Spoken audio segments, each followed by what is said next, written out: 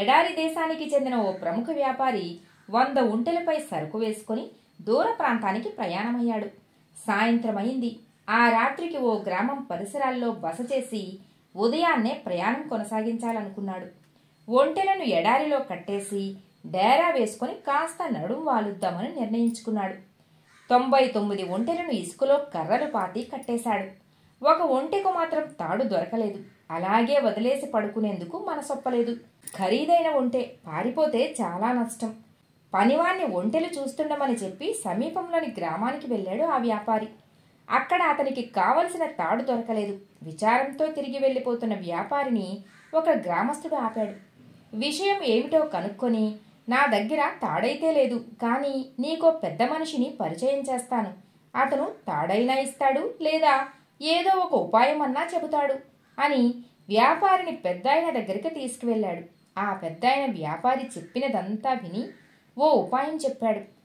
ఆ 100 ఒంటెలు కూడా కట్టేసినట్లు నటించు. ఎలాగూ చీకటి పడింది, దానికి తనను కట్టేయలేదు అని తెలియదు అన్నాడు. వ్యాపారి ఒంటె దగ్గరకు వెళ్ళి పెద్దాయన చెప్పినట్లే చేసి పడుకున్నాడు. ఉదయం లేచేసరికి అన్ని ఒంటెలతో పాటు ఆ 100 ఒంటె కూడా కదలకుండా అక్కడే పడుకుని ఉంది. చాలా సంతోషించి అన్ని ఒంటెలను విప్పేసి ప్రయాణానికి సిద్ధమయ్యాడు. 100 ఒంటె మాత్రం కదలట్లేదు. ఎంత అదిలించినా అది లేవట్లేదు. ఇదేమి చిక్కొచ్చిందని మళ్లీ పెద్దాయన దగ్గరికి పరిగెత్తుకుంటూ వెళ్ళాడు. రాత్రి ఒంటెను కట్టేశావు కదా, మరి దాన్ని విప్పాలిగా అన్నాడు పెద్దాయన. దానికి వ్యాపారి, అసలు కట్టేయనే లేదు, విప్పడమెలా అన్నాడు. దానికి ఆ పెద్దాయన తాపీగా సమాధానమిస్తూ, రాత్రి కట్టేసినట్లు నటించావు, ఇప్పుడు విప్పినట్టు నటించు అన్నాడు. వ్యాపారి అలా చేశాకనే ఒంటె లేచి ప్రయాణం మొదలుపెట్టింది. మన జీవితంలో కూడా ఇటువంటి అదృశ్య బంధనాలు చాలానే ఉంటాయి. ఈ పని నా వల్ల కాదు అని అసలు మొదలు పెట్టకుండానే వదిలేస్తాం. అడుగడుగునా మన ఆత్మవిశ్వాసాన్ని తగ్గించే చుట్టుపక్కల వారి మాటలు మనల్ని వెనక్కి లాగుతూ ఉంటాయి.